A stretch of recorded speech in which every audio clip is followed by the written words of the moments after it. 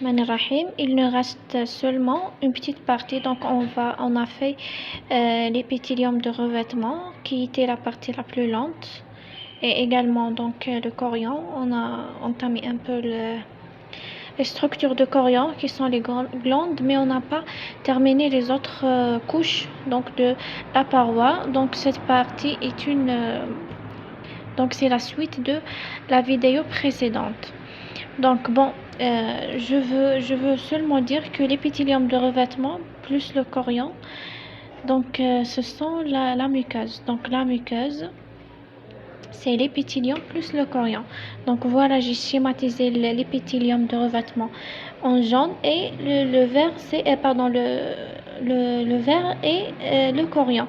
Donc il faut apprendre que le chorion contient les glandes. Donc les glandes, si on a dans une question, donc les glandes où se situent les glandes? Les glandes se situent dans le chorion.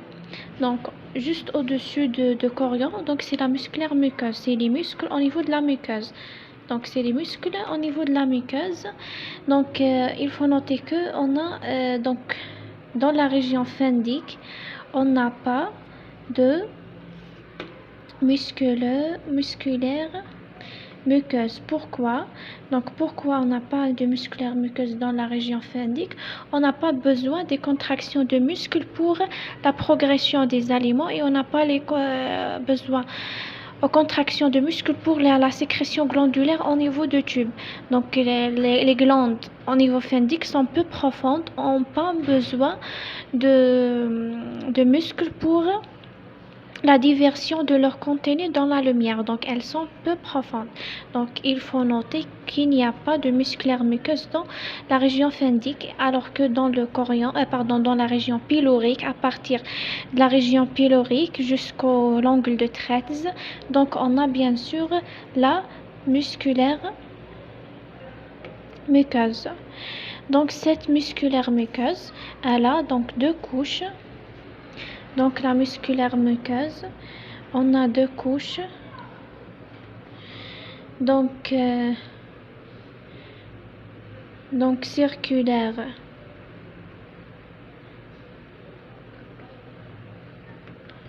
interne et longitudinale externe. Donc هذوما les deux couches de la musculaire muqueuse. Donc la sous-muqueuse, donc voilà, je l'ai schématisée. Donc elle est présente dans tout le tube digestif.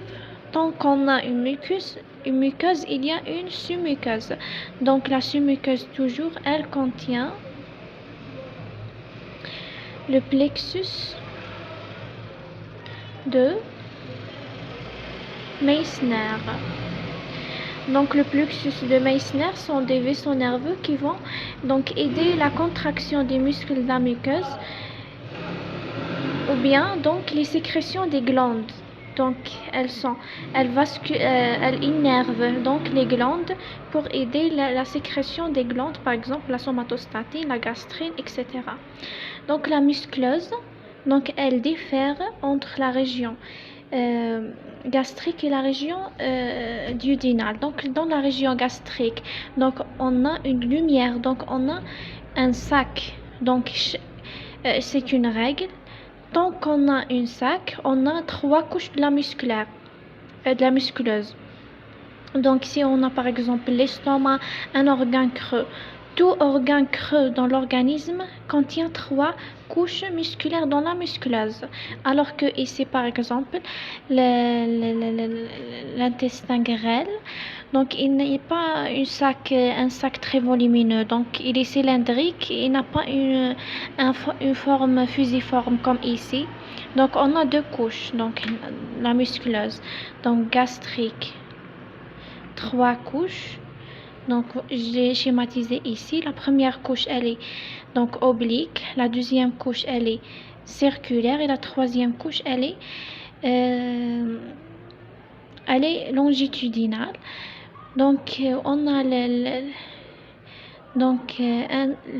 duodénum et à deux couches de plexus nerveux, de muscles. Donc ces muscles sont innervés par le plexus de Auerbach.